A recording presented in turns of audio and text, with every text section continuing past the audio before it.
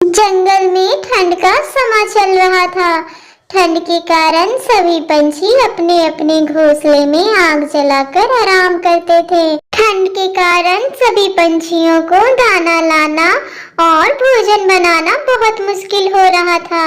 उसी जंगल में टुनटुनी चिड़िया भी रहती थी। उसकी सबसे अच्छी दोस्त जो कि मीनू चिड़िया थी, वो दोनों आसपास के घोंसले में रहते थे। मीनू चिड़िया, इस ठंड में दाना लाना बहुत मुश्किल हो रहा है। मुझे अपनी बेटी को अकेला छोड़कर भोजन लाने जाना पड़ता है। मैं उसका ख्याल भी नहीं रख पाती। ऊपर से ये ठंड का कहर भी चल रहा है। भोजन भी कभी कभी मिलना मुश्किल हो जाता है। टुनटुनी की एक बच्ची थी। वो अपनी बच्ची को घर पर अकेला छोड़कर दाना लाने जाती थी। साथ ही मीनू चिड़िया का भी एक बेटा था जो कि घर पे अकेला रहता था। सुबह होते ही दोनों चिड़िया दाना लाने के लिए चले जाते हैं। टुनटुनी बहन, हमारे बच्चे बहुत छोटे हैं। उन्हें घर पर अकेले छोड़कर भोजन लाने में मुझे बहुत डर लगता है, लेकिन हम कर भी क्या सकते हैं। हमें भोजन भी तो लाना जरूरी है, नहीं तो हम भूखे कैसे रहेंगे। मेरे पास एक रास्ता है जिससे तुम्हारा भी फायदा होगा और मेरा भी। क्यों ना हम दोनों में से कोई एक बच्चों का ख्याल रखे और एक भोजन लाए। ये रास्ता तो बहुत अच्छा है। इससे हमारे भोजन भी हो जाएंगे और हमारे बच्चे भी सुरक्षित रहेंगे। वह दोनों बातें कर रहे थे, तभी वहाँ गौरी चिड़िया आती है और उनकी सारी बातें सुन लेती है। चिड़िया, तुम दोनों के पास तो काफी अनाज लग रहा है। तुम दोनों बहुत मेहनती चिड़िया हो। सुबह सुबह भोजन के लिए चली जाती हो, लेकिन मैं आज सुबह उठने में देर कर चुकी हूँ। अभी अगर भोजन लाने जाऊंगी तो बहुत देर हो जाएगी। हमारे छोटे छोटे बच्चे हैं, उन्हें घर पर अकेले छोड़कर भोजन लाने जाना पड़ता है। इसीलिए हम सुबह उठकर जल्दी भोजन के लिए चले जाते हैं। चिड़िया, क्या तुम मुझे आज अपने अनाज में से थोड़ा सा अनाज मुझे दे दोगी? कल मैं तुम्हें वापस कर दूंगी। गौरी चिड़िया बहुत ही लालची और कामचोर पंछी थी। वो इसी फिराक में रहती थी, कहीं से भी कुछ भी अनाज उसे मुफ्त का मिल जाए। गौरी बहन, ये अनाज मैं अपने बच्चे के लिए लेके जा रही हूँ।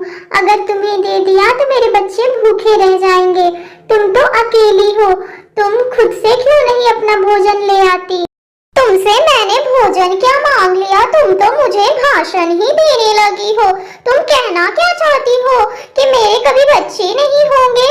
बहुत बुरी है ये छोटी चिड़िया, ये ऐसा कैसे बोल सकती है? बदला मैं लूंगी इनसे बदला। कालू जी, उन चिड़ियों ने मुझे बहुत रुलाया है। आपको पता है, उन्होंने कहा कि मेरे बच्चे नहीं हैं, मुझे भोजन भी नहीं दिया और मुझे ताना भी मारा। उस छोटी चिड़िया की इतनी हिम्मत कि मेरे गौरी को ऐसा बोलेगी? मैं उन्हें छोड़ूंगा नहीं। तुम चिंता मत करो गौरी।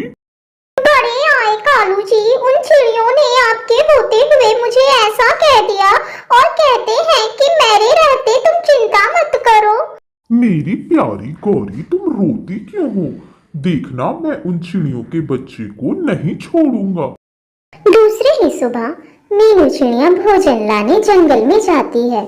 दोनों बच्चे टुनटुनी चिड़िया के पास होते हैं। बच्चों, मुझे घर की मरम्मत करनी है, मैं अभी आती हूँ। तुम दोनों यहीं रहना, कहीं जाना मत। मम्मा, आप जाएं, हम कहीं नहीं जाएंगे। आपने जैसा कहा है हम यहीं रहेंगे। यह बोलकर टुनटुनी चिड़िया वहाँ से चली जाती है। तभी वहाँ काला कौवा आता है और बोलता है, बच्चों, तुम दोनों तो बहुत ही प्यारे हो। क्या तुमने कभी भी रंग बिरंगी तितलियां देखी है? या फिर तुमने कभी भी झील का ठंडा ठंडा पानी पिया है? कालू अंकल, हम तो कभी भी अपने घोंसले से बाहर नहीं गए हैं।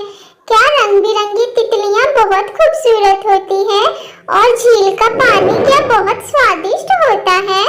क्या आप हमें वहाँ लेकर जाएंगे? भोलू चिड़ा, मम्मा ने कहा है कि हम दोनों को यहीं रहना है, कहीं नहीं जाना है। चिड़िया, मैं कालू अंकल को बहुत अच्छे से जानता हूँ। वो मुझे अच्छे से तितलियाँ दिखाकर वापस ले आएंगे। क्या तुम भी हमारे साथ रंग बिरंगी तितलियाँ देखने चलोगी?